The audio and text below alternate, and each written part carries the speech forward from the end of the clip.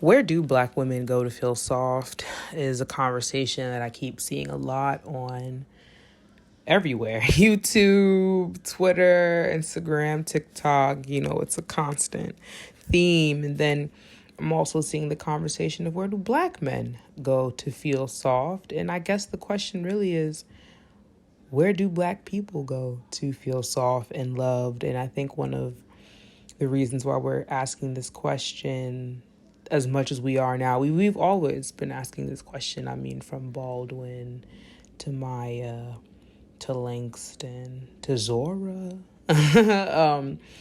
We've been asking this question forever. Where do Black people go to feel soft, loved, cared for, appreciated, safe? Where do we go to feel safe? And I'm a dark-skinned Black woman. If you go down my channel, you'll see me. I'm in my thumbnails, especially when I was vlogging and things like that. Yeah. Where do I go to feel safe and loved and nourished and all of those things? What comes to mind is really myself. I go to myself first, always, even when I have a partner. I'm not currently partnered right now. I'm single. By fervent choice, by very serious choice. And that's not always super easy. When I tell people, just to go on a little tangent, and I'll return to the point at the top of the video, which is where do Black people go to feel soft and loved? Thank you. I'm on task. Yeah, I go to myself first, and I'm fervently single by choice. I do not want to be in a relationship right now at this time of my life. It's not that I would fight it if it comes. If I see that, this is happening, I'm not going to push against that. I think we should lean into opportunities of love and not be so concerned about the outcome. I think we should, just really, at our core, we say we do, but we don't. At our core, we be wanting whole other things.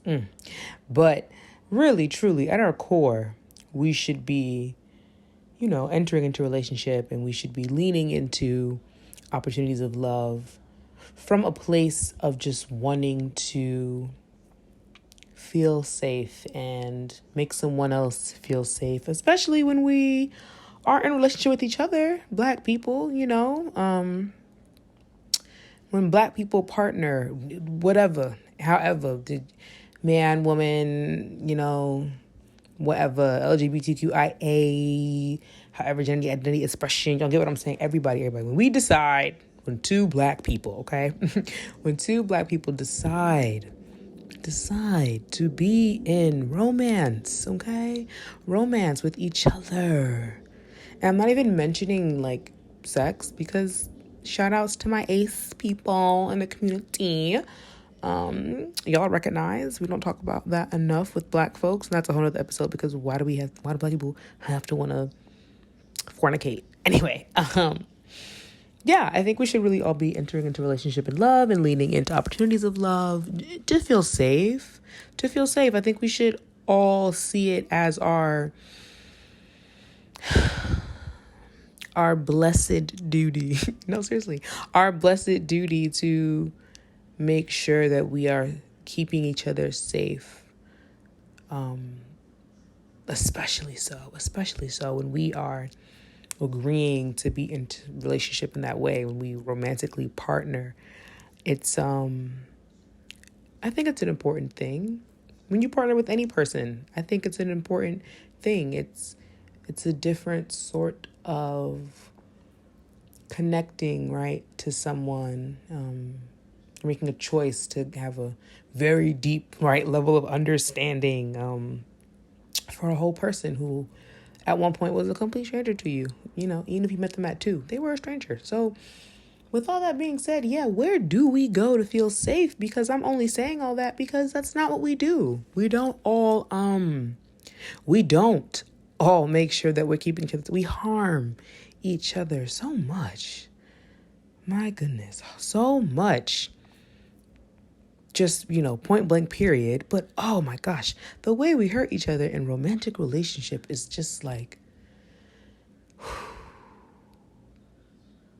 it's some heavy-ish.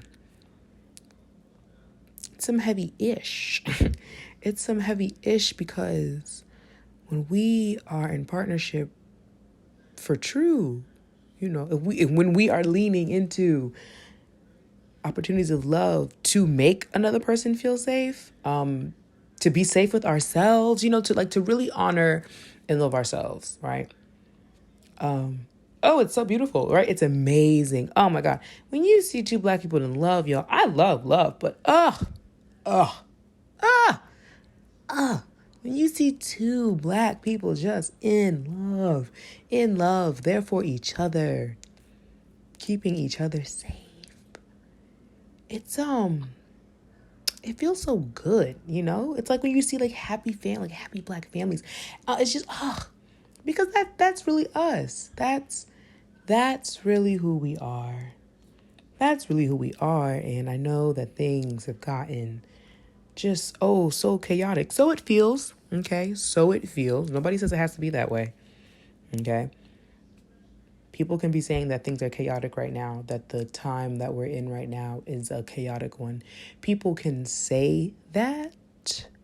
You don't have to believe that. And that doesn't have to be your reality. And we don't have to have that sort of experience with each other. We can have a very, very, very good one. But it is making a choice and it is discipline. And so, where do we go to feel soft? I've always felt that for the Black community and just for Black people in general, if y'all couldn't tell, like the undertone of my channel, right, is very much, I love Black people, which is so interesting because another tangent, Kidology. I love Kidology, Kidology. Please go subscribe to her channel. She's amazing. Her most recent video, or whenever this video comes out, the video where she speaks about TikToks that call her out for being privileged because she is apolitical, and they weren't calling her out to be privileged for true. Like, I think some of the TikToks were actually directed at her, but most of them were like general. But they were saying basically her ethos, so if you will, her ethos of being apolitical made them like, and I think because she produces such, I think it's just such wonderful commentary on the systems that the West and Europe engage in. She produces such wonderful commentary on those systems that they engage in, that we engage in, where people, I think, assume she had to be this super left-leaning, they just thought they knew her politics, and she was like, oh, I don't ascribe to that. I don't care what you are, because at the end of the day, whether you're this or that, left or right, up or down, medium, moderate, with out of it, what do they be doing anyway up there? Okay. All right. So anyway, but she was talking about how,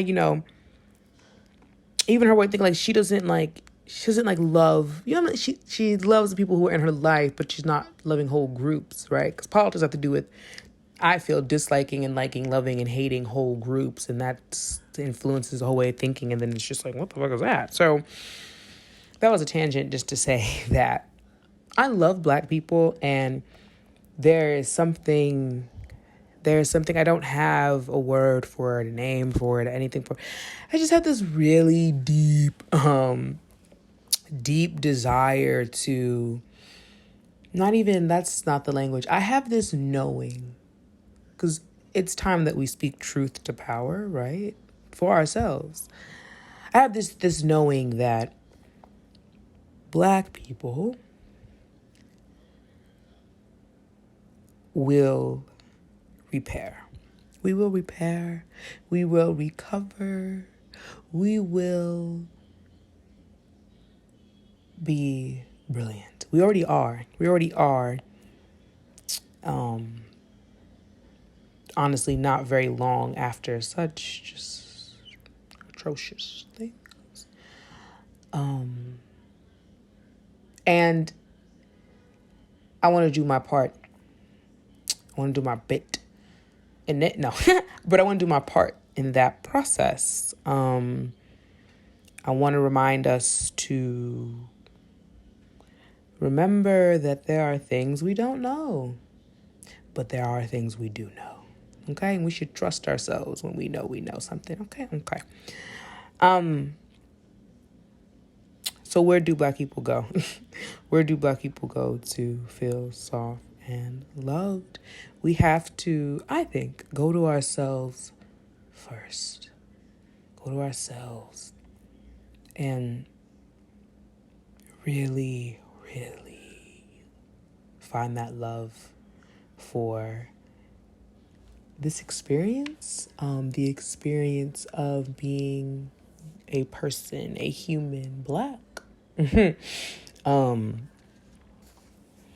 And really sit in that. And when you don't know if you can sit in it, when you can't find it, when you put it down and you're not quite sure if you want to pick it up, I want you to be radically honest and choose love, which means you are going to remain kind to yourself through all of that. And you're going to remain kind to the person that you have decided to partner with through all of that. You're not going to allow yourself to call yourself crazy and this. No, we don't speak that onto ourselves, right? We have to choose love. I know it sounds like so like, choose love. No, but really, I mean, when I think about my relationship experiences, situationships, hookups, dating, whatever, casual, monogamous, non-monogamous, ethically non-monogamous, all sort of things. An underlying theme is that they all were not places, I think, where safety, and I'm talking about your spirit, of course I'm talking about your body, we know all that, be safe with sex and everything, of course I'm talking about that, we're always talking about that, but really, like safety with my spirit, my feelings, all those things, like even when I was calling someone my boyfriend, I don't know, there's like that little part of ourselves we don't give over to ourselves because we're always looking at our reflection. I think, you know what it is? I think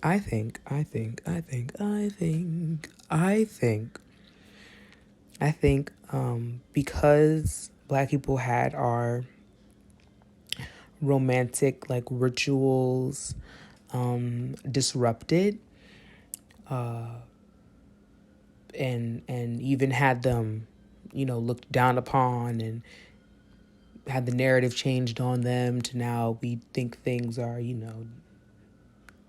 they shouldn't be when maybe perhaps they should be. I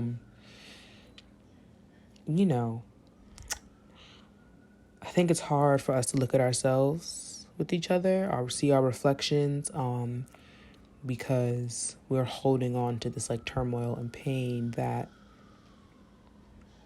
is real, it's there, but we don't have to make that, like, we don't have to make the perceived hardships of being Black the basis of our relationships, and we don't have to, lean into the things we think are not making us good enough. I don't really often engage with the Black men and Black women have a problem. This is why brothers don't date sisters, brothers won't marry sisters. I don't really engage with a lot of that on the internet at all, because, and it's not that I simply just don't think it's true. It's not even that. I just I think so here's my thing.